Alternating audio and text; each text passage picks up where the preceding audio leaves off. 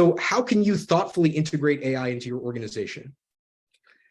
And not just use it for yourself, because you're learning leaders and you have other people to worry about as well. So the first thing to think about is people are really afraid. Probably some of you have felt that fear yourselves. So signaling to your team or helping senior leadership signal to the team that our people and human skills in the organization are really important. And that's how we create value for our customers. And we're going to use AI tools to make ourselves more efficient so we can deliver more value to the customer.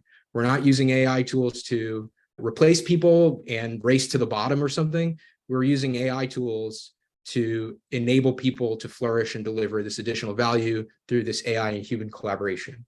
Ideally, that is the point of view of your company.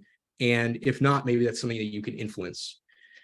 Modeling is also going to be really important. So you acting as a role model, you being the tailor, the tinker and the tailor in view of your team, and reporting on results to them, saying, hey, this is what I did this quarter with generative AI, and these are the results I got, and this is what I think will make sense for you to do now.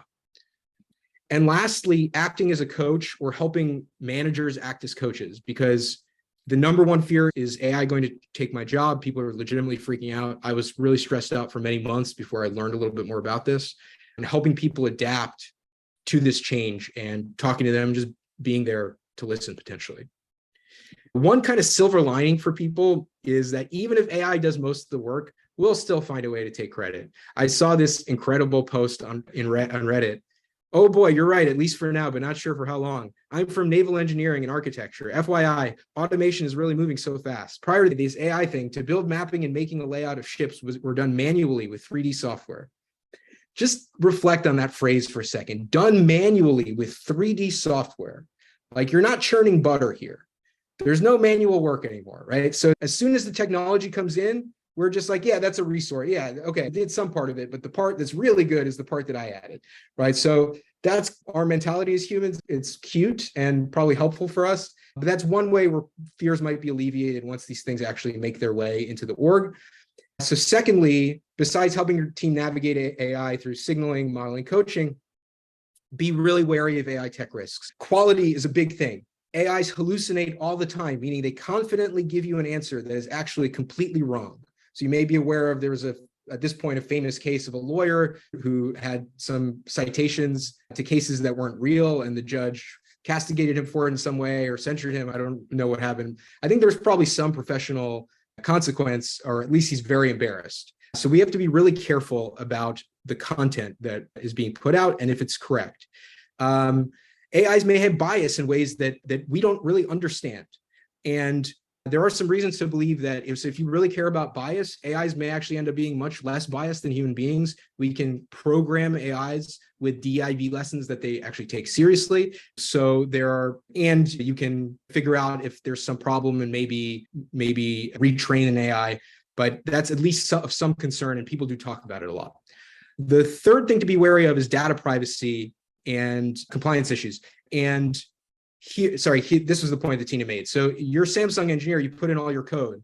Oh, now it's available to OpenAI, right? So we need to be really careful about what we're putting in. We're not compromising the privacy of our customers, and there are some ways to do that. I'll show you in a second. There are legal issues with AI in certain industries. So you're going to have to be aware of what that is, or maybe having to do with your role. There may even be some customer backlash eventually, where if customers know that you did something using AI, they're going to be really upset in some cases. And there are other things that are relevant to your specific role or your industry. Speaking about data privacy, you can opt out of having your conversations with ChatGPT be used to train the model. So in your settings, you can actually turn off the ability for ChatGPT to train on your information. That's one way that you can protect yourself. There are similar data controls, I think, for other tools.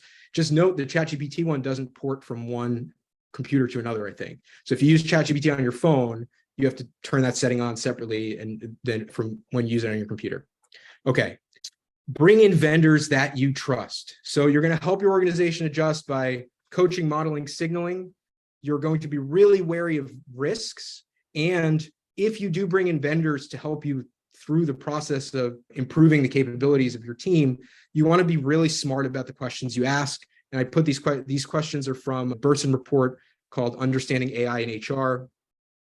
and they're here available for you if you want to take a look. These are just some of them, but I recommend that you take a look at that report.